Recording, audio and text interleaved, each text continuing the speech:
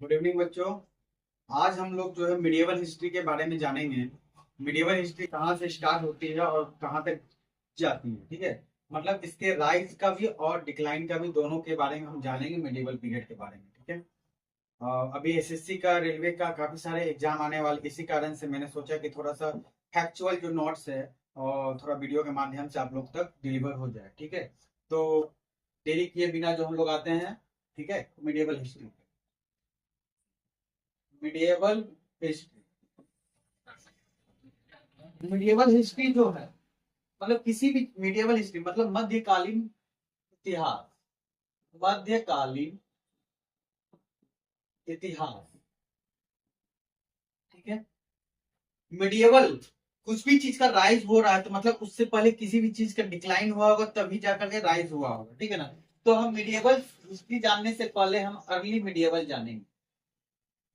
Early medieval period, early medieval period, जिसमें कि medieval history का जो पीरियड है 1206 से लेकर तुम्हारा 1858 तक बोलते हैं, या फिर एसएससी के माध्यम से हम लोग जो है 1707 तक बोलते हैं।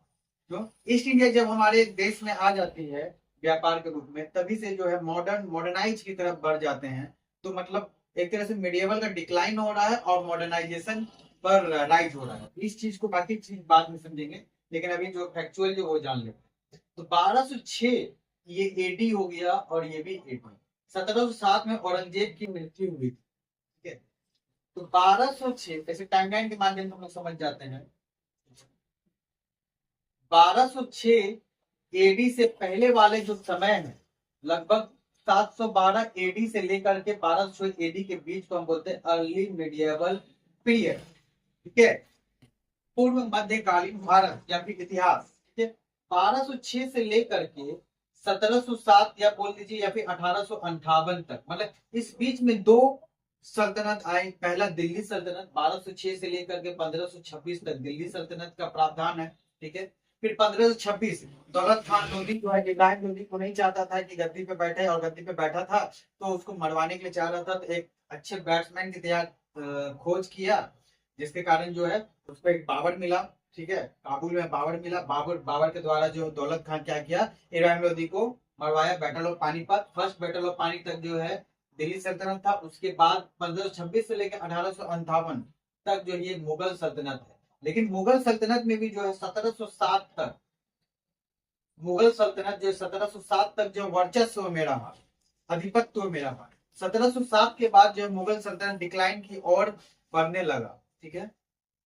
ये था थोड़ा सा टाइमलाइन। अभी हम लोग ये भी चीज जानेंगे कि अर्ली मिडिएवल पीरियड, किसी चीज का शुरुआत होने से पहले जो है हमको उसका अर्ली एंशियंट के बारे में जानना जरूरी होता है। अर्ली में क्या होगा, तो अर्ली मिडिएवल पीरियड 712 एडी से लेकर के 712 एडी से लेकर के 1206 में ऐसा क्या हुआ कि जो कि 1206 से लेकर के 1858 या फिर 1707 तक को हम लोग मिडिएवल पीरियड, ठीक है। तो 1712 से लेकर के 1206 एडी में जो है हमारे भारत पे तीन आक्रमणकारी है। पहला मोहम्मद बिन कासिम, दूसरा महमूद गजनबी, तीसरा मोहम्मद गोरी, मोहम्मद गोरी, ठीक है। ये तीन जो है, मोहम्मद बिन कासिम, महमूद गजनबी, मोहम्मद गोरी, तीन आक्रमणकारी भारत पे आए थे और आक्रमण किए। हम लोग आक्रमणकारी ही बोलेंगे। इनके द्वारा बहुत कुछ ऐसे हुए जो कि भारत के लिए अच्छी बात नहीं रही, ठीक है। तो इसमें जो है कुछ चीजें जो है कंफ्यूजन क्रिएट करती है। क्या क्रिएट करती है? जैसे महमूद गजनबी जो है ये 17 बार जो है 17 टाइम्स, 17 बार जो है 17 टाइम्स भारत पे अटैक हुआ, ठीक है। और मोहम्मद गोरी का जो है, मोहम्मद गोरी का जो है पृथ्वीराज चौहान से, पृथ्वीराज चौहान से बैटल हुआ। पृथ्वीराज चौहान, बच्चे क्या करते हैं कि 17 बार, 17 भारत पे 17 बार अटैक किसने किया, तो मोहम्मद गोरी को मार के आ जाते हैं एग्जाम में।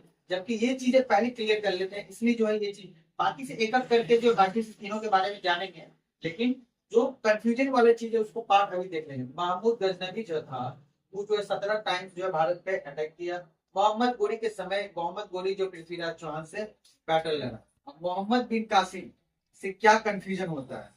मोहम्मद बिन कासिम ही है जो कि सिंध सिंध राज पे राजा दाहिर पे अटैक करता है। राजा दाहिर सिंह सिंध राज के राजा से अटैक करता है, ठीक है ना, राजा दाहिर। और ये अलहजाज का कमांडर भी था, ठीक है।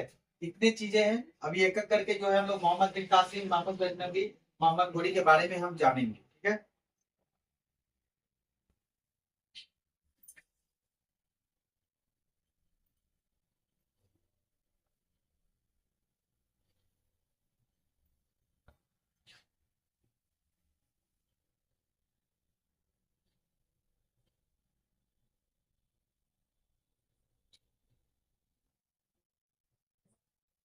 ये हमारा भारत है, ठीक है। यहाँ पे श्रीलंका है, ठीक है। थोड़ा सा रफ स्केच हम बना रहे हैं, ठीक है। और यहाँ पे ईरान है, ठीक है। फिर ईरान है। ईरान से जो कुछ व्यक्ति जो भारत में पहले पुराने समय में 712 AD की, लगभग 712 AD की बात है, तो व्यक्ति जो है ईरान से अफगानिस्तान, अफगानिस्तान, अच्छा सॉरी सॉरी मिस्टेक हो गई, यहाँ से ईरान से सुतकांगे दो, ईरान को यहाँ पे बनाते हैं, यहाँ सोमालियन है ना, यहाँ पे सोमालियन है, ये ईरान एरिया मान लीजिए, ईरान, ठीक है। ईरान, ईरान से ऐसे निकलते थे सुतकांगे दौर से, ऐसे इधर इंडस हो गया, ठीक है, इधर हिमालय हो गया, ठीक है। इंडस रिवर पार होते हुए ऐसे करके जो अफगानिस्तान होते हुए, पाकिस्तान होते हुए भारत में एंटर करके, ये साउदर्न पार्ट में जो है, साउदर्न पार्ट में आकर के क्या करते थे, व्यापारी करते थे, व्यापारी के लिए आते, व्यापारी जो व्यापार के लिए आते थे। और कुछ कुछ ईरानियन जो है, ईरान मतलब ये ईरान जो है, पहले ये इसका नाम तो हुआ करता था फारस, फारस। ईरान डायरेक्टली जो है श्रीलंका पे अटैक करके वर्चस्व स्थापित कर रहे थे, ठीक है। यहाँ पे आकर के जो श्रीलंका में लूटपाट मचाए हुए थे, यहाँ पे आकर के लूटते थे, ठीक है। श्रीलंका को पूरी तरीके से लूट रहे थे हीरे जेवरात। और श्रीलंका जो है, श्रीलंका का पुराना नाम क्या है, सीलोन, यहीं पे बता दे रहे हैं। और श्रीलंका मोतियों का देश कहा जाता है, इस कारण से जो ढेर सारे मोतिया भी यहाँ से लेकर के वापस जाते थे, इसके माध्यम से, सिख के माध्यम से, ठीक है।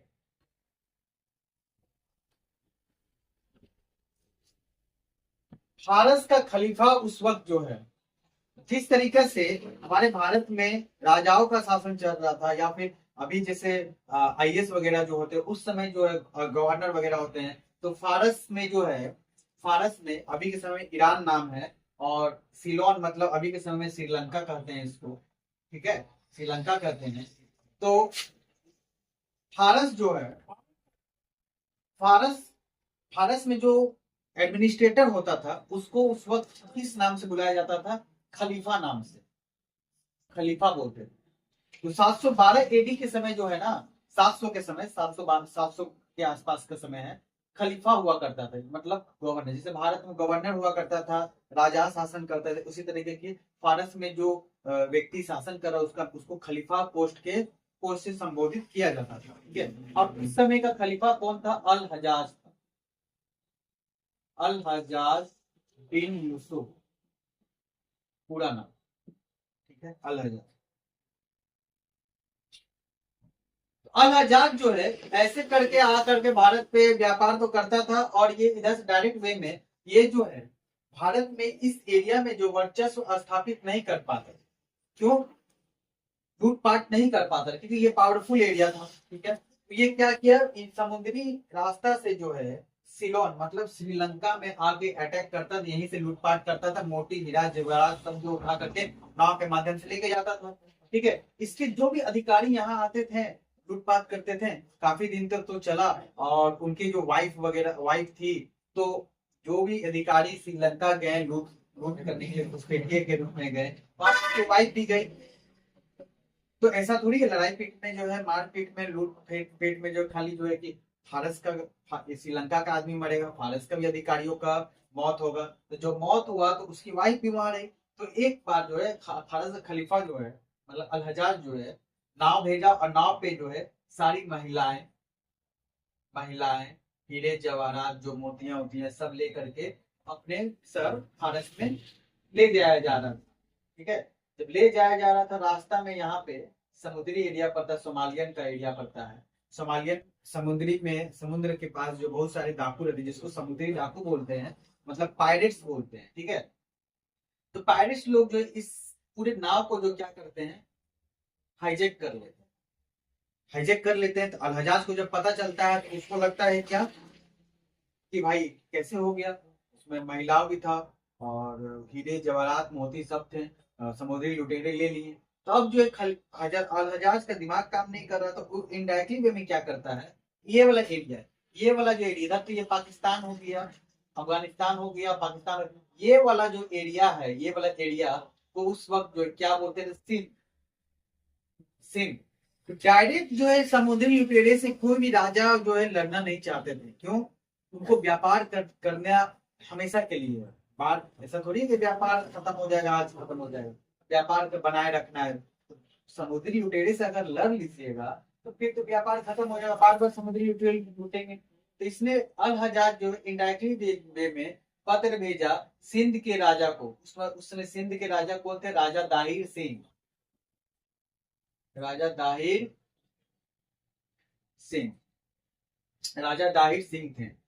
तो बोला कि आप ही के आदमी जो है, आपके ही संरक्षण में रहने वाले व्यक्ति जो है हमारे नाव को लूट लिए। तो राजा दाहिर ने जो डायरेक्ट वे में जो है रिप्लाई किया क्या कि ये समुद्री लुटेरे का काम है, पायरेट्स का काम है, इसमें मेरा कोई हस्तक्षेप नहीं है, आप उनसे बात कर सकते हैं, उन्हीं से आप जाके मिल सकते। ये बात खलीफा को लग गया तीखी मिर्ची के जैसा, ठीक है ना। तो फिर खलीफा जो है अल हज्जाज जो है, अल हज्जाज का एक कमांडर हुआ करता था, जिसका नाम है मोहम्मद बिन कासिम। मोहम्मद बिन कासिम। इसने जो है क्या किया, सिंध के राज पे अटैक किया। सिंध के राज पे अटैक किया किसके बोलने से? अल हज्जाज के कहने पे। जैसे भारत हमारा जो है, भारत जो है पूरी धरती जो धर्म की धरती ये कहते हैं। मतलब यहाँ पे राजाओं को, अगर राजाओं को किसी राजाओं से लड़ाई करना होता था, युद्ध करना होता था, तो युद्ध से पहले जो फरमान जारी होता था कि इस तारीख को युद्ध है। जिस तरीके से ऐसा समझिए कि आज के समय में अगर कोई लड़का लड़ाई झगड़ा करता है तो बोलता है कि ठीक है तुम इस फील्ड में आओ, एक जगह बता दिया जाता है कि इस जगह पे आओ, मैं लड़का लेके आ रहा हूँ, तुम भी लड़का लेके आओ। ठीक है ना, इस टाइप का कहानी होता है। उस वक्त भी इसी तरह राजाओं के बीच में होता था क्या, राजाओं की सीमा में कुछ काम हो रहा है तो कोई राजा रोक दे रहा है, कोई राजा नहीं रोक रहा है, तब राजाओं दूसरे राजा को बोलता है ठीक है इस जगह पे आओ, हम युद्ध में लड़ेंगे और जीतेंगे तो ये काम होगा। ठीक है ना। तो इस टाइप का जो होता था, तो सिंध के राजा दाहिर को भी ये पता था कि भाई अगर जब युद्ध होने का रहेगा तो भाई फरमान आएगा। लेकिन उसे क्या पता, तो उसे क्या पता कि अल हज्जाज जो है पीठ पीछे वार करेगा रातों रात। मतलब जो भारत में राजाओं के बीच में फरमान जारी करके जो युद्ध होता है उसको बोलते हैं धर्म युद्ध की बात करते हैं। लेकिन यहाँ पे पीठ पीछे वार कर रहा तो मैं क्या गोरिल्ला वार कहेंगे। ठीक है ना, यही भी क्लियर हो गया गोरिल्ला वार और धर्म युद्ध किसको कहते हैं। तो मोहम्मद बिन कासिम रातों रात जो है 712 एडी में, 712 एडी में, 712 एडी में सिंध राज पे रातों रात जो है राजा दाहिर का अटैक करता है और सभी प्रजाओं को मार करके राजा दाहिर सिंह को मार देता है। ठीक है। इसके बाद जो है, मारने के बाद जो है क्या करता है, वहां से कम करीब 600 से भी ज्यादा महिलाओं को अटैक कर कब्जा करके गिफ्ट के तौर पे अल हज्जाज को उपहार के रूप में जो है मोहम्मद बिन कासिम जो है उसको देता। और साथ में राजा दाहिर की दो बेटियां थी, सूर्यवती और सोमवती। ठीक है। राजा दाहिर की दो बेटियां, राजा दाहिर की दो बेटियां थी, उसको भी कब्जा करके जो है मोहम्मद बिन कासिम अल हज्जाज के चरणों में उपहार के रूप में दे देता है। राजा दाहिर की दो बेटियां थी, सूर्यवती, तो हिंदी में लिख देते हैं अच्छा रहेगा, सूर्यवती, और दूसरी बेटी थी सोमवती।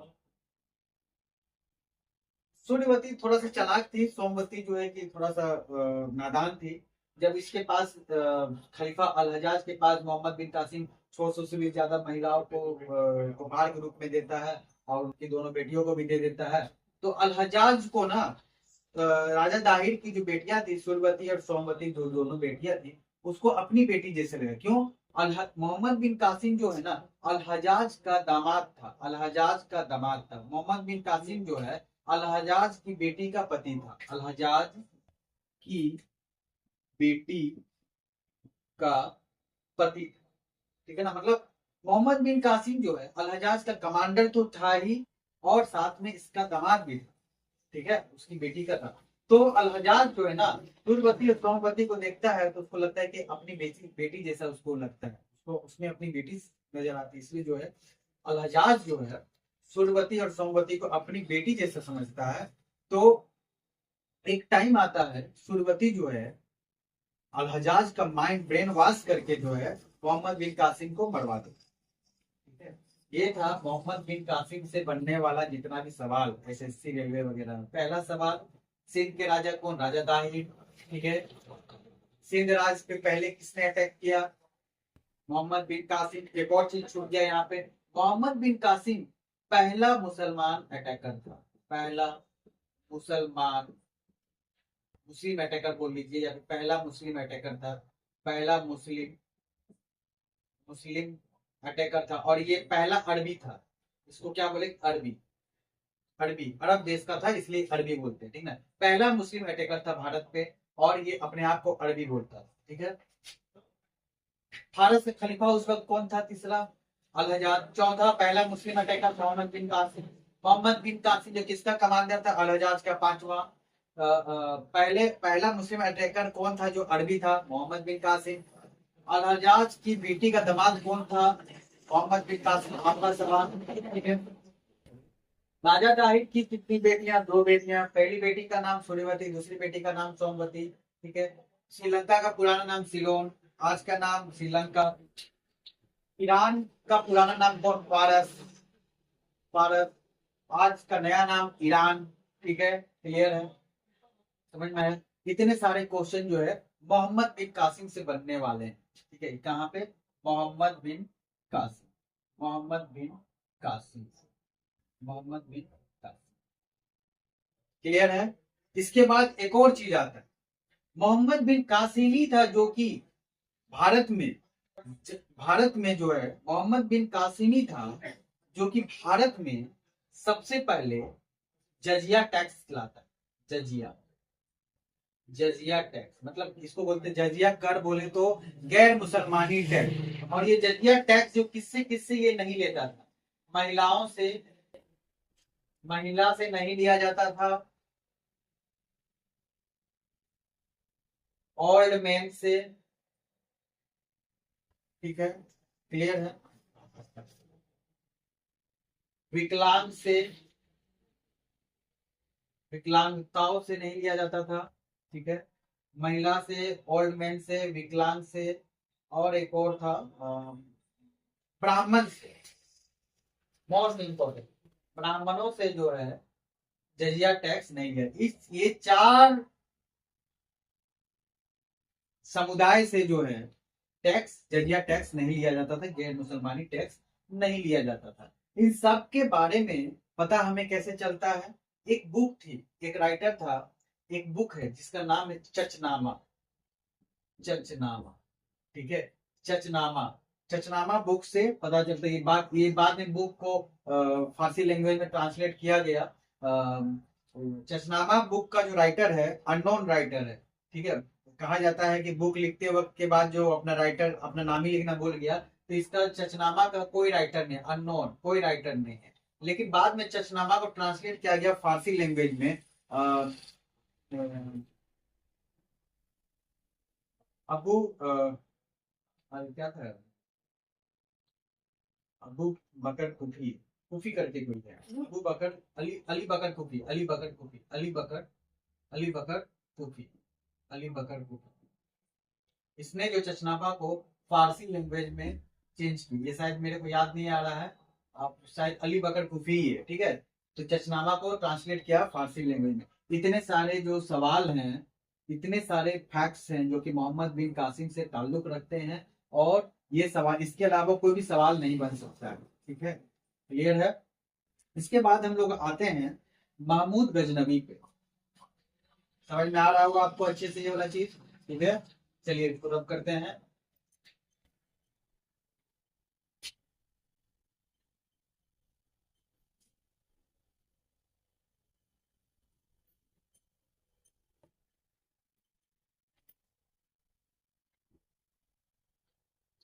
नेक्स्ट है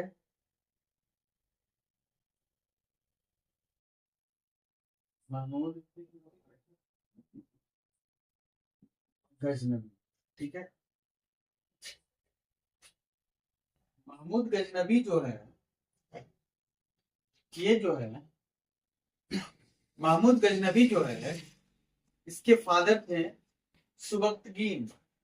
महमूद गजनवी और इस्माइल, इस्माइल दोनों किसके पुत्र थे? सुबक्तगीन, सुबक्तगीन के पुत्र थे, जिसमें महमूद गजनवी बड़ा था और इस्माइल छोटा था। ठीक ना। तो महमूद गजनवी जो है और ये सुबक्तगीन जो है कहाँ का सुल्तान था? गजनी का।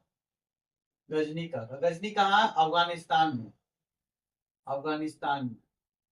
ठीक है, मोहम्मद गजनवी जो है, सॉरी महमूद, मोहम्मद गजनवी, मोहम्मद गजनवी जो है, मोहम्मद गजनवी जो है, मैं महमूद गजनवी, ठीक है, महमूद गजनवी, महमूद गजनवी जो है 1998 एडी में जो है गजनी का सुल्तान बनता है।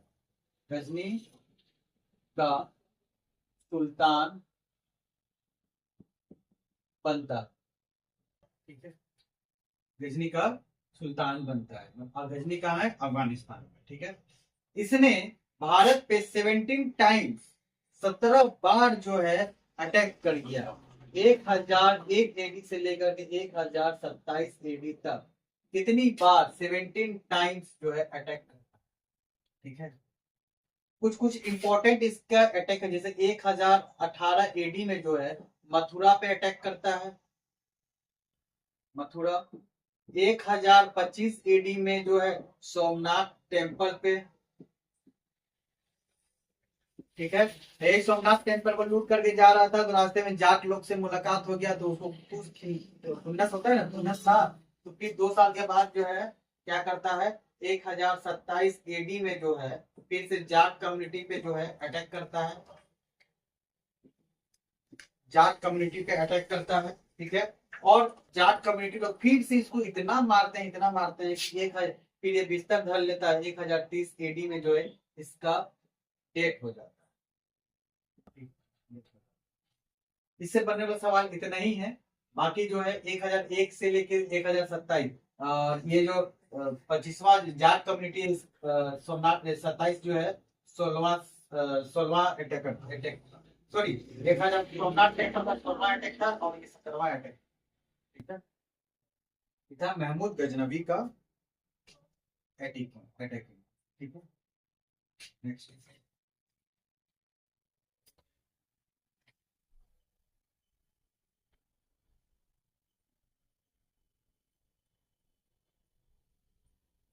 इसके बाद आते हैं हम लोग मोहम्मद गोरी। मोहम्मद गोरी, मोहम्मद गोरी जो है भारत में अटैक करने तो आए, भारत में 8 बैटल लड़ा। ठीक है, इसमें से मोहम्मद गोरी जो है जब भारत पे आकर के अटैक कर, भारत में जब एज ए इन्वेडर घुसपैठिए के रूप में जब अटैक किया, तो उसको हर एक घर, भारत के हर एक घर के तिजोरी में एक चीज मिली। क्या मिली? माँ माँ लक्ष्मी का मूर्ति मिला, या फिर कोई अपने तिजोरी में माता लक्ष्मी का फोटो रखा है, कोई अपनी तिजोरी में माता लक्ष्मी का सिक्का रखा हुआ है, कोई अपनी तिजोरी में माता लक्ष्मी का सोने का सिक्का रखा हुआ, मूर्ति रखा हुआ है, या फिर मिट्टी की मूर्ति रखा हुआ है। क्यों हम लोग जो है कि तिजोरी में जो माँ लक्ष्मी का जो फोटो रखते हैं, मतलब किसी घर में पैसों के स्थान पे माँ लक्ष्मी का फोटो मिला, मतलब क्या ये जितने घर में चोरी कर रहा था ना, डाका डाल रहा था, इसको ये चीज मिल जाता, कॉमन बात था। तो ये चीज उसको समझ में आया क्या, धन की देवी है माँ लक्ष्मी। इसलिए जो जब ये वापस अफगानिस्तान जाता है ना, तो क्या करता है, वहां पे अपने द्वारा एक सिक्का चलाता है, कॉइन चलाता है, और उस कॉइन पे जो है माँ लक्ष्मी का प्रिंट करता है, माँ Lakshmi print on his coin. वो अपने द्वारा चलन में लाए सिक्कों पे जो है माँ लक्ष्मी की फोटो को क्या बोलते हैं, पंच मार्क करवाता है, क्योंकि उसको ये समझ में आ जाता है कि धन की देवी ये माँ लक्ष्मी है। ठीक है। और ये जो है घोर का सुल्तान था। घोर कहाँ, अफगानिस्तान। भारत में जब ये आया था, ये अपने साथ 2 सूफी संत लेके आया था, और भारत में आया था, तो वो कुछ बैटल ये लड़े थे, और इस बैटल में कौन बैटल जीता ये भी क्लियर कर लेते हैं यहीं पे। जैसे पहला बैटल है बैटल ऑफ मुल्तान, ठीक है, 1175 एडी में। दूसरा battle of mount Abu, 1178 AD में। तीसरा battle of Tarai first, 1191 AD. Battle of Tarai second, 1192 AD. Last battle of Chandawar, 1194 AD. ठीक है, यही भी क्लियर कर लेते हैं। बैटल ऑफ मुल्तान किससे हुआ, Raja Mulraj. Battle of mount Abu Bhimdev द्वितीय से। बैटल ऑफ तराई और बैटल ऑफ तराई सेकेंड किससे हुआ, पृथ्वीराज चौहान। बैटल ऑफ चंदावर किससे हुआ, जयचंद से। जयचंद, ठीक है। जिसमें से बैटल ऑफ मुल्तान जो है ये जीत जाता है, battle of mount Abu lose करता है, फिर इसके बाद फिर ये भी बैटल ऑफ तेराई का पहला हार जाता है, फिर इसके बाद वॉन जीत जाता है, और फिर उसके बाद ये लास्ट बैटल ऑफ चंदावर भी जीत जाता है। ठीक है, यहीं पे हम एक चीज क्लियर कर लेते हैं, राजा जयचंद जो है गढ़वाल डायनेस्टी से बिलोंग करते हैं, गढ़वाल डायनेस्टी से बिलोंग करते हैं, गढ़वाल डायनेस्टी से बिलोंग करते हैं। ठीक है, पृथ्वीराज चौहान जयचंद की बेटी के साथ जो है शादी हुआ था पृथ्वीराज चौहान, यानी पृथ्वीराज चौहान जयचंद का दामाद था। ठीक है, क्लियर है। ये बैटल है मोहम्मद गोरी के द्वारा भारत पे किया गया। किसने बैटल कब जीते, ये ईयर है, टाइमलाइन है। ठीक है, और मोहम्मद गोरी जब आया था ना अपने साथ, देखते तो हम आएंगे 2 पोएट को लेके आता है, 2 सूफी सेंट। पहला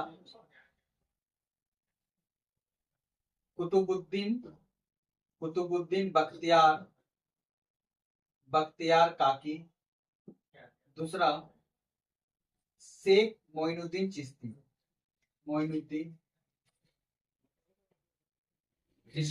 ठीक है। और मोहम्मद गोरी का एक कमांडर हुआ करता था जिसका नाम है कुतुबुद्दीन ऐबक।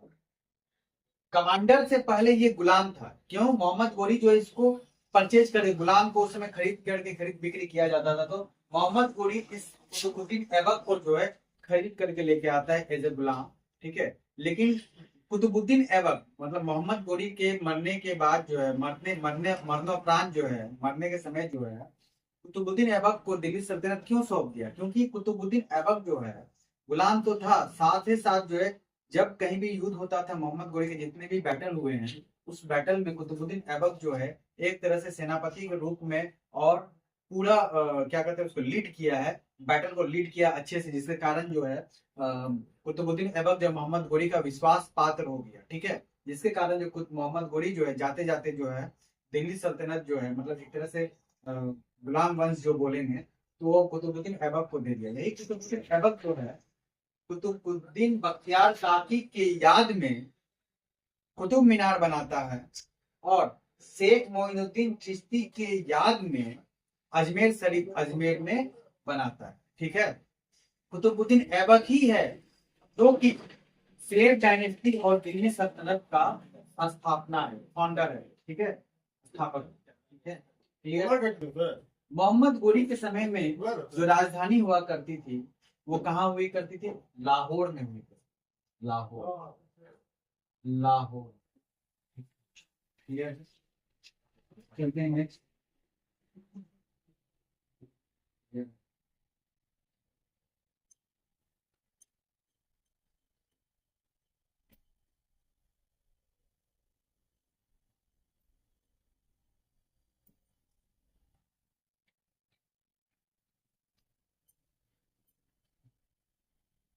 मिडिएवल हिस्ट्री से पहले अर्ली मिडिएवल हिस्ट्री हम लोग जान लिए हैं। अब हम लोग दिल्ली सल्तनत पे आएंगे। पार्ट 2 में जो है दिल्ली सल्तनत के बारे में सभी चीजें रहेंगी। अभी दिल्ली सल्तनत कुतुबुद्दीन ऐबक तक आ गए हैं, तो इसी यही पे हम जो कुतुबुद्दीन ऐबक के द्वारा दिल्ली सल्तनत के बारे में हम लोग जान लेते हैं। तो बस दिल्ली सल्तनत, ठीक है, दिल्ली सल्तनत। दिल्ली सल्तनत का फाउंडर कौन था? फाउंडर जो है कुतुबुद्दीन ऐबक ही था। और इस वक्त जो है मतलब 1206, दिल्ली सल्तनत कब से कब है? 1206 से लेकर के 1526 तक।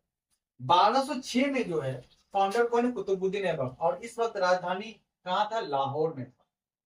कहाँ से ऑपरेट होता था पूरे भारत को? दिल्ली सल्तनत कहाँ से करता था? लाहौर में। लेकिन रियल फाउंडर की बात करेंगे तो रियल फाउंडर, वास्तविक फाउंडर, वास्तविक फाउंडर क्यों कौन था? इल्तुतमिश था। इल्तुतमिश, ठीक है। इसने जो है दिल्ली सल्तनत कुतुबुद्दीन ऐबक के मरने के बाद जो है कुतुबुद्दीन ऐबक का मृत्यु जो है चौगान खेलते वक्त घोड़े से चौगान पोलोस खेलते वक्त जो है मृत्यु हो गई थी।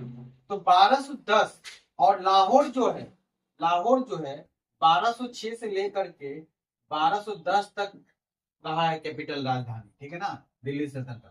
अब 1211 में जो है 1211 में जो है रियल फाउंडर इल्तुतमिश होता है और 1211 में राजधानी कहाँ शिफ्ट हो जाती है? दिल्ली में। क्यों? इल्तुतमिश को लगता है कि जब दिल्ली सल्तनत है मतलब दिल्ली जब सल्तनत है तो इसकी राजधानी भी दिल्ली में ही होनी चाहिए, ठीक है। इसी कारण से जो है हम फाउंडर तो कुतुबुद्दीन ऐबक को बोलते हैं। उस वक्त राजधानी लाहौर में हुआ करती थी।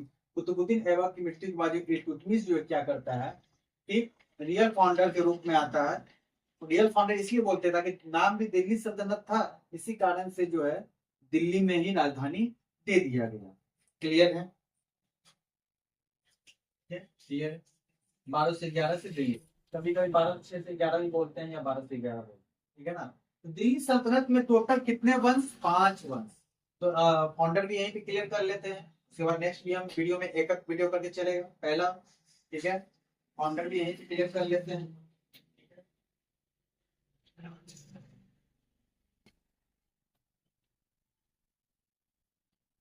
पहले टाइमलाइन हम लोग जान लेते हैं। 1206 से 1290, 1290 से 1320, 1320 से 1414, 1414 से लेकर के 1451, 1450, 1451 से लेकर के 1500, टोटल 5 वंश है। पहला वंश स्लेव डायनेस्टी बोलो या ममलूक वंश भी बोल सकते हैं, ममलूक वंश या गुलाम वंश। दूसरा